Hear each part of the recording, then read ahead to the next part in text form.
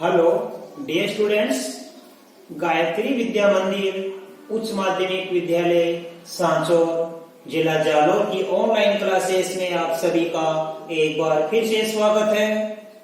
प्रिय विद्यार्थियों, में अनिल कुमार सोनी, कक्षा 9, विषय गणित, अध्याय 7 त्रिभुज, प्रश्नावली 7.3 का क्वेश्चन नंबर आज 3, 4, 5 आपको सोल्व कराऊंगा। विद्यार्थियों, आपने YouTube चैनल को अभी तक सब्सक्राइब नहीं किया है तो सब्सक्राइब जरूर कीजिए। और देखो क्वेश्चन नंबर 3, हमारे पास ये दो आकृति है और देखो सवाल में क्या क्या दिया है और हमें क्या क्या सिद्ध करना है। देखो दिया है त्रिभुज ए बी सी तथा त्रिभुज PQR में। अब एक त्रिभुज ABC, दूसरा त्रिभुज PQR है, इनमें क्या क्या दिया हुआ है देखिए। AB बराबर PQ, इस त्रिभुज की AB भुजा इस त्रिभुज की PQ भुजा के बराबर है, राइट। इस त्रिभुज की AB भुजा इस त्रिभुज की PQ भुजा के बराबर है तथा BC, इस त्रिभुज की यहां से लेके BC भुजा इस त्रिभुज की QR भुजा के बराबर है, अर्थात कि BC बराबर QR है। AB तो हो गई PQ के बराबर और BC किसके बराबर दे रखी है? QR भुजा के बराबर दे रखी है तथा माध्यिकाएं, ये है माध्यिका, तो माध्यिका ये इसकी AM, इसकी माध्यिका PA, ये भी दोनों आपस में बराबर दे रखी है, राइट। और माध्यिका क्या करती है बच्चों को बता रखा है कि माध्यिका हमेशा आधार को समद्विभाजित करती है, यानी BC को दो समान भागों में बांट देगी। BM बराबर क्या हो जाएगा? CM, इधर QM बराबर क्या हो जाएगा? NR। ये बातें आपको समझना है।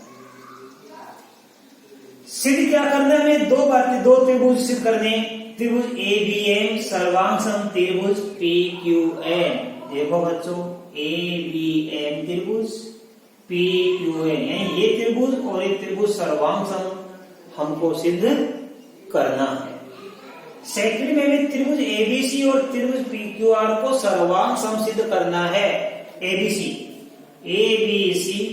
तथा PQR, इन दोनों को भी हमको सर्वांग सम सिद्ध करना है। अब देखिए कैसे। हम सबसे पहले यहां से लिखेंगे। देखो इन दोनों को सर्वांग सम सिद्ध करेंगे ना अपन, तो ध्यान देना कैसे सिद्ध करेंगे। नाम लिखेंगे दोनों त्रिभुज का, त्रिभुज ABM और त्रिभुज PQN। ABM ये और PQN, इन दोनों को सर्वांग सम हमको सिद्ध करना है, तो पहले दोनों के नाम लिखो। त्रिभुज ABM तथा त्रिभुज PQN में। अब दो त्रिभुजों को सर्वांग सम सिद्ध कैसे किया जाता है? बड़ा ही सरल तरीका आपको बता रखा है कि जब दो त्रिभुजों को सर्वांग सम सिद्ध करना है तो उनके 3 भाग समान ला दो। अब क्या क्या है वो हमें छांटना पड़ेगा। त्रिभुज ABM तथा त्रिभुज PQN में, ABM और PQN में देखो क्या क्या बराबर, अच्छे से समझना। इस त्रिभुज की AB भुजा इस त्रिभुज की PQ भुजा के बराबर होगी। क्यों होगी? क्योंकि हमारे सवाल में देखो ये दिया हुआ है, राइट। तो लिखेंगे AB बराबर क्या हो जाएगी? PQ। ये AB बराबर PQ क्यों हो गई? क्योंकि हमारे सवाल में दिया है, राइट। ये भुजा AB किसके बराबर होगी? PQ के बराबर होगी। अब और छाटेंगे। देखो ये माध्यिका AM और ये माध्यिका PA देखो बराबर दे रखी है। अच्छी तरह समझो, बहुत सरल बन जाएगी गणित। गणित को बिल्कुल आराम सीखिए, सरलता सीखिए, बिल्कुल इंटरेस्ट लेके। गणित को कोई हार्ड नहीं है, आप तसल्ली से पढ़ो, बहुत इंटरेस्ट आएगा। तो AB भुजा किसके बराबर हो गया? PQ के। और AM माध्यिका किसके बराबर है? PN के। तो लिखेंगे यहाँ पे माध्यिका AM बराबर माध्यिका पीएन। हम ए एम बराबर पीएन लिख सकते हैं, ये माध्यिका का नाम नहीं लिखे, लिखो तो अच्छा रहेगा क्योंकि ये एम तो त्रिभुज की माध्यिका थी यहाँ पे, और यहाँ पे ये इसकी माध्यिका दे रखी है। ये माध्यिका किसी है एम, ये त्रिभुज एबीसी की है, और ये किसकी है, त्रिभुज पी क्यू आर की है। अब आपको समझ में आ गया, त्रिभुज एबीसी की माध्यिका एम दे रखी है, त्रिभुज पी क्यू आर की माध्यिका पीएन, तो इन दोनों त्रिभुजों में ये एम बराबर क्या हो जाएगा, पीएन। फिर लिखेंगे, ध्यान देना, चूंकि इसकी बीसी भुजा किसके बराबर, क्यू आर के, बीसी बराबर क्यू आर क्या है, ये हमारे सवाल में दिया हुआ है, ये हमारे सवाल में दिया हुआ है कि बीसी क्यू आर के बराबर है।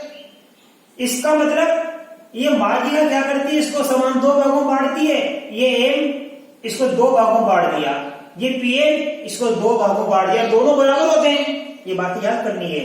और दिया हुआ क्या है, बीसी बराबर क्यू आर, इसका मतलब ये और ये बराबर होंगे, तो कैसे, तो लिखेंगे, इसलिए 1/2 बीसी बराबर 1/2 क्यू आर, यानी बीसी का आधा किसके बराबर होगा, क्यू आर के आधे के बराबर। और बीसी का आधा क्या बन गया, बीएम, और क्यू आर का आधा क्या बन गया, क्यूएन। देखो बीसी का आधा बीएम भी है और सीएम भी है, लेकिन मैं बीएम क्यों लिखूंगा, क्योंकि हमें इन दोनों त्रिभुजों को सर्वांग समसिद्ध करना है, इसलिए मैं इधर बीएम लिखूंगा, इधर क्या लिखूंगा, क्यूएन। तो देखो पुनः, क्योंकि बीसी बराबर क्यू आर दिया है, इसलिए बीसी का आधा क्यू आर के आधे के बराबर होगा, इसलिए बीसी का आधा क्या बन जाएगा, बीएम, और क्यू आर का आधा क्या बन जाएगा हमारे पास में, क्यूएन। तो देखो हमारे पास में तीन भाग समान हो गए, एक तो ये भुजा बराबर हो गई, ये भुजा बराबर हो गई, ए बी बराबर पी क्यू, राइट। दूसरी बार में इनको क्या प्राप्त हो गया, ये एम और ये पीएन बराबर हो गई, और तीसरी बार में भी क्या प्राप्त हो गया, बीएम बराबर क्यूएन। तो दोनों त्रिभुजों की तीन भुजाएं हमको समान प्राप्त हो गई, तो लिखेंगे इसलिए एस एस एस, क्योंकि तीन भुजा समान प्राप्त हो गई, ये भुजा ए बी पी क्यू के बराबर हो गई, और एम भुजा पी एन के बराबर हो गई क्योंकि दिया हुआ है, और बी एम बराबर क्यू एन हमने प्राप्त कर ली, तो तीनों भुजा एक दूसरे के संगत बराबर हो गई, इसलिए एस एस एस नियम से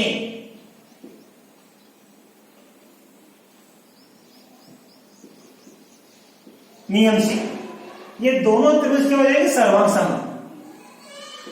त्रिभुज एबीएम सर्वांग सम त्रिभुज क्या हो जाएगा, पीक्यूएन। और हम जानते हैं सर्वांग सम त्रिभुजों के संगत भाग बराबर होते हैं, इसलिए इसका एक संगत कोण इस संगत कोण के बराबर होगा, इसलिए कोण बी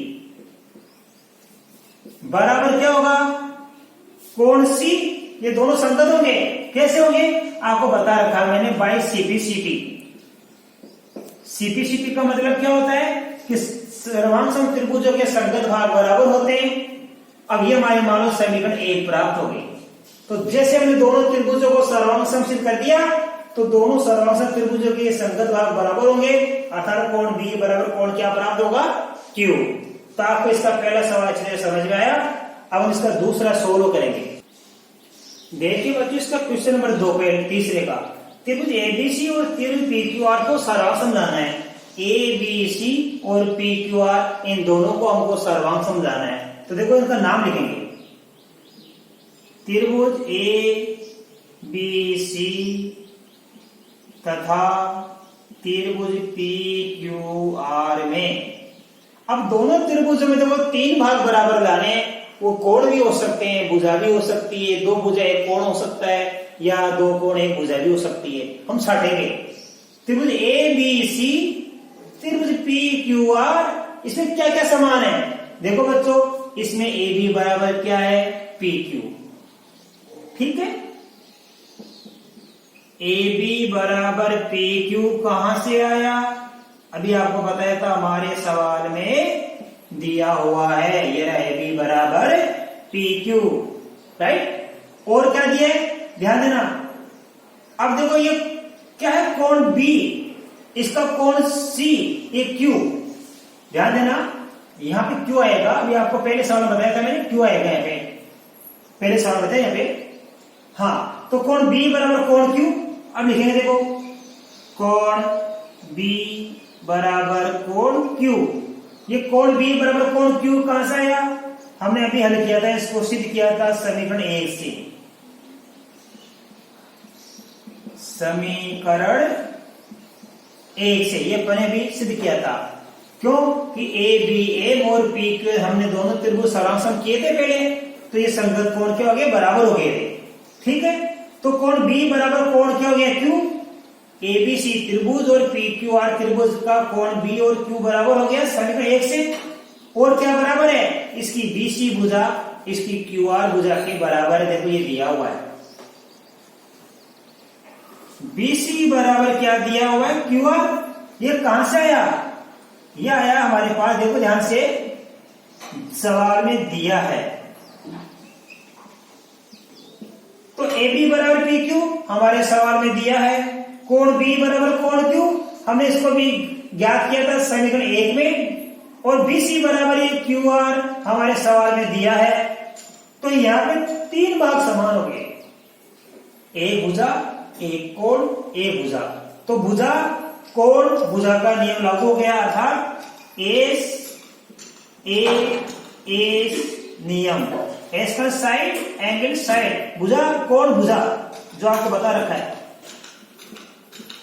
तो एस ए एस नियम से ये दोनों त्रिभुज क्या हो जाएंगे? हमारे सर्वांग हो जाएंगे।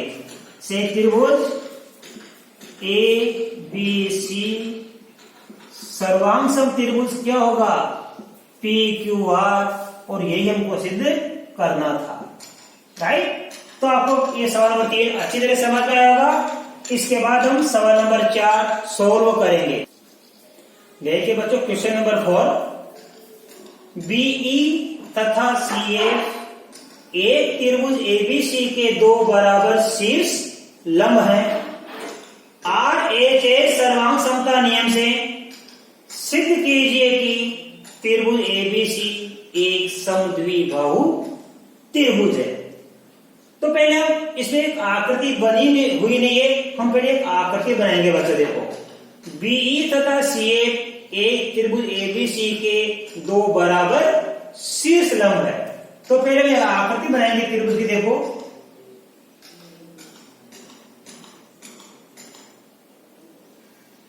ये हमने एक आकृति बना दी त्रिभुज एबीसी की, राइट।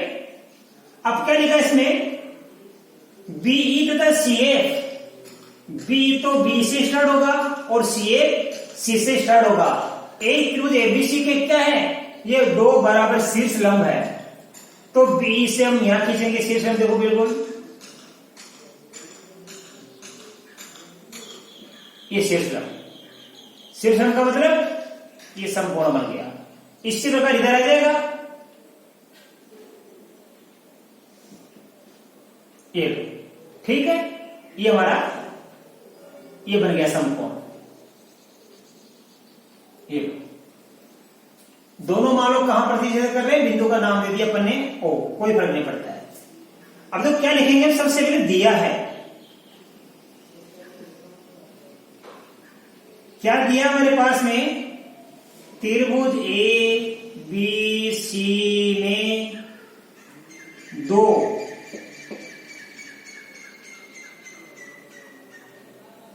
बराबर शीर्ष लंब। कौन कौन से दिया है? ये बी से बन गया बी और सी से बन गया सी ए। बी ई बराबर क्या बन गया? सी ए। ये दिया हुआ है, ठीक है। हमें क्या जांच करनी है कि सिद्ध कीजिए त्रिभुज ABC, A B C ABC हमारा एक समद्विबाहु त्रिभुज होगा, ये हमको सिद्ध करना है। तो लिखेंगे अपन, देखो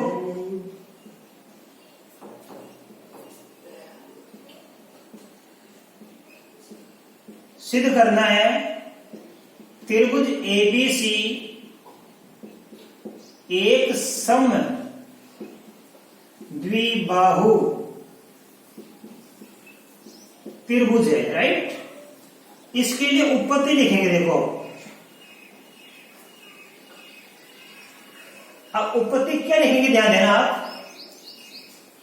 हमारे पास देखो ए बी ई, ध्यान देना ए बी ई हो गया, और ए सी ए, एक तो ए बी यहां से लेके ये त्रिभुज, एक यहां से लेके त्रिभुज। पहले हम इसको सर्वांग सिद्ध करेंगे। त्रिभुज ए बी ई तथा त्रिभुज ए सी एक में, अब आप ध्यान दीजिए क्या क्या बराबर है। ए बी ई, ध्यान देना, इसका ए बी का कोण कौन सा है, ये ई, तो इसका तो कोण ई, और ध्यान देना ए सी एफ, इसका कोण एफ, ये बराबर है। क्यों है? क्योंकि ये समकोण है। दोनों कोण कैसे हैं?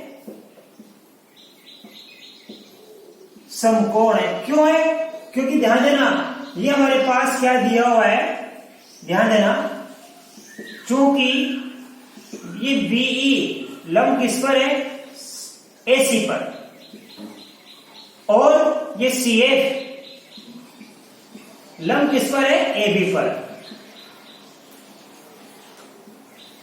तो ध्यान देना बीई लंब एसी पर है तो कोण ई बन गया समकोण, और सीएफ लंब किस पर, एबी पर, तो एफ बन गया समकोण, राइट। अब आप ध्यान देना इसी प्रकार ये कोण बराबर हो गया हमारे पास में। अब क्या करेंगे अपन, यहां पे देखो ये कोण ए बराबर कोण ए, ये कोण ए क्या है, इस त्रिभुज में भी है और इस एबी में भी है और एसी में भी है, तो ये हो गया उभयनिष्ठ कोण।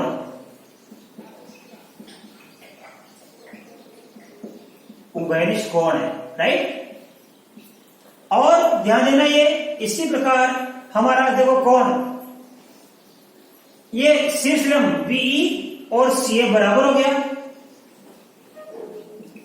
बीई बराबर क्या हो गया, सीए, बीई बराबर क्या हो गया, सीए। ये कहां से आ गया, हमारे सवाल में दिया है, दिया हमारे पास। इसलिए ध्यान देना दो तो कोण हो गए बुझा, तो एस नियम से त्रिभुज एबीई सर्वांश त्रिभुज क्या हो जाएगा, एसी है। तो दोनों त्रिभुज सर्वांश हो गए और सर्वांश त्रिभुज के संगत भाग बराबर होते हैं, इसलिए ये एबी इस त्रिभुज की, देखो इस त्रिभुज की एबी और इस त्रिभुज की एसी, एबी बराबर क्या होगा, एसी। कैसे होगा, बाई सीपीसीटी, बाई सीपीसीटी, क्योंकि सर्वांश त्रिभुज के संगत भाग बराबर होते हैं, इसलिए त्रिभुज एबीसी में, अब एबीसी में भी यही बराबर हो जाएगा, एबीसी में ए बी बराबर क्या हो गया, एसी। इसलिए एबीसी एक समद्विबाहु त्रिभुज है, समद्विबाहु त्रिभुज है। और देखिए बच्चों सवाल नंबर 5,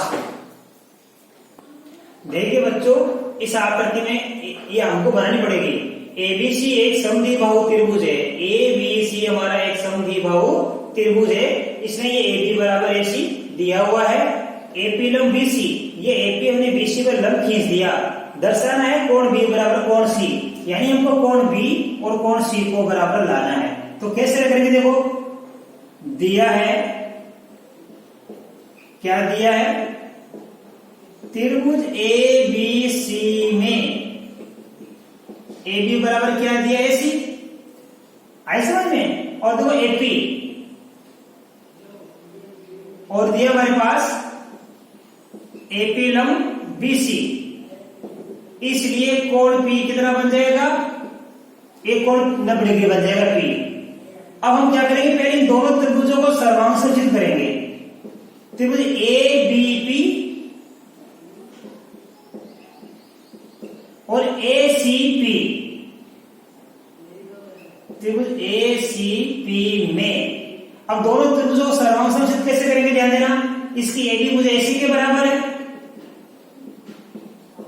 कहां से आया, हमारे सवाल में दिया है। और ध्यान देना, ये कोण P बराबर कोण P, कोण P बराबर कोण P क्यों है, क्योंकि ये समकोण है, राइट। और ध्यान देना, ये AP उपनिष्ठ है, ये AP दोनों में समान। AP बराबर AP कैसी भुजा है, उभयनिष्ठ भुजा है, राइट। तो क्या हो गया, देखो ये दोनों समकोण है, समकोण के सामने ये कर्ण, ये समकोण इस समकोण के बराबर, समकोण के सामने ये कर्ण, समकोण के सामने ये कर्ण, तो ये दोनों कर्ण बराबर हो गए और ये भुजा उपनिष्ठ हो गई। तो कौन सा नियम लागू हो गया, RHS, यानी R का मतलब समकोण, इसका मतलब कर्ण, इसका मतलब भुजा, तो समकोण कर्ण भुजा नियम से त्रिभुज क्या हो गया, ABP और ये ACP, त्रिभुज ABP सर्वांग समत्रिभुज क्या हो गया, ACP हो गया। हमने दोनों त्रिभुजों को क्या सिद्ध कर दिया बच्चों, यहाँ पे सर्वांग समसिद्ध कर दिया। क्यों, देखो इसका एक तो ये कोण समान हो गया 90 डिग्री वाला, ये कर्ण समान हो गया, ये भुजा, तो 90 डिग्री कोण किसको बोलते हैं, R राइट एंगल। ये आपको ये देखो समकोण कर्ण भुजा नियम से दोनों त्रिभुज सर्वांग समसिद्ध हो गए, और सर्वांग सम त्रिभुज के संगत भाग क्या होते हैं, बराबर होते हैं, इसलिए इसका कोण B और इसका कोण C क्या होगा, बराबर होगा। तो लिखेंगे इसलिए कोण B बराबर कोण क्या होगा, C, क्यों होगा, बाई CPCT। इसको हिंदी में क्या बोलते हैं, सर्वांग सम त्रिभुजों के संगत भाग बराबर होते हैं, अर्थात संगत भुजाएं आपस में बराबर होती है और संगत कोण आपस में बराबर होते हैं। तो ये दोनों त्रिभुज हमने सर्वांग समसिद्ध कर दिया, ABP और ACP RHS नियम से कर दिया, इसलिए इनके संगत भाग बराबर होंगे, अर्थात कोण B बराबर कोण C। बच्चों आपको वीडियो पसंद आया तो इसे लाइक और शेयर जरूर कीजिए। अब बाकी मैं आपको कल नई प्रश्न चालू कराऊंगा। बहुत बहुत धन्यवाद।